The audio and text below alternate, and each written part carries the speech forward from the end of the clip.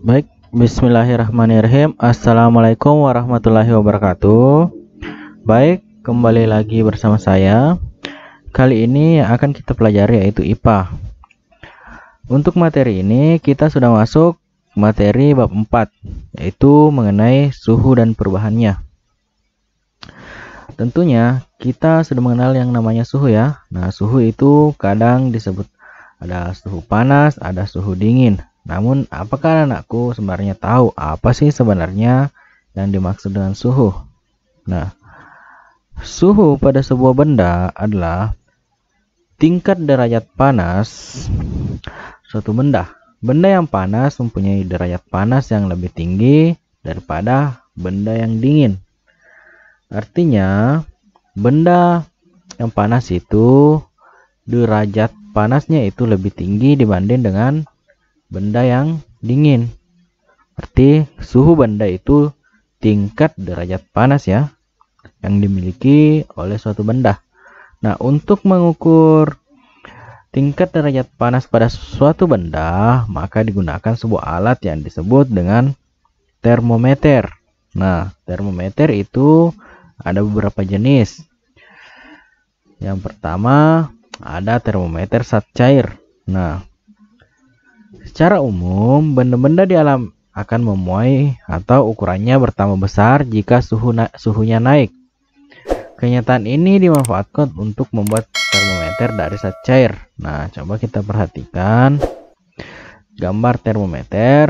Nah, ini cairan terletak pada tabung kapiler. Nah, ini ya cairannya ini diletakkan di tabung kapiler, kemudian ini akan naik jika suhunya bertambah atau suhunya naik, maka cairan ini akan naik ya jika suhunya bertambah. Nah, itulah yang nanti akan digunakan untuk mengukur skala suhunya.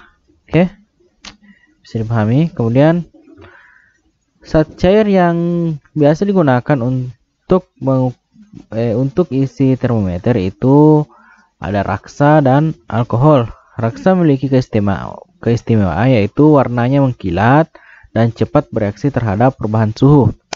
Selain itu, raksa membeku pada suhu yang rendah yaitu minus 38 derajat Celcius dan mendidih pada suhu yang tinggi lebih dari 350 derajat Celcius sehingga dapat mengukur suhu pada rentang suhu yang lebar.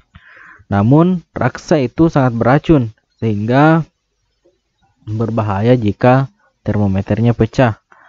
Jenis yang kedua itu alkohol. Nah, alkohol untuk mengisi termometer biasanya diberi pewarna biru atau merah. Nah, rentang suhu yang bisa diukur tergantung dari alkohol yang digunakan. Contohnya tolen dengan rentang minus 90 derajat Celcius hingga 100 derajat Celcius.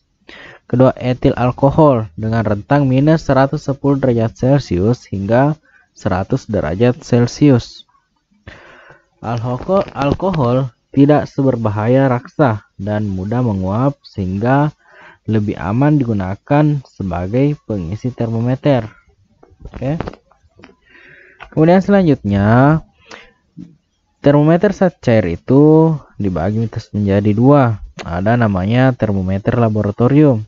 Nah, termometer laboratorium biasanya bentuknya panjang dengan skala dari minus 10 derajat Celcius sampai 110 derajat Celcius. Biasanya menggunakan raksa atau alkohol. Nah, ini ya contoh termometer laboratorium. Namun, yang paling banyak itu biasanya menggunakan termometer alkohol ya, karena lebih aman.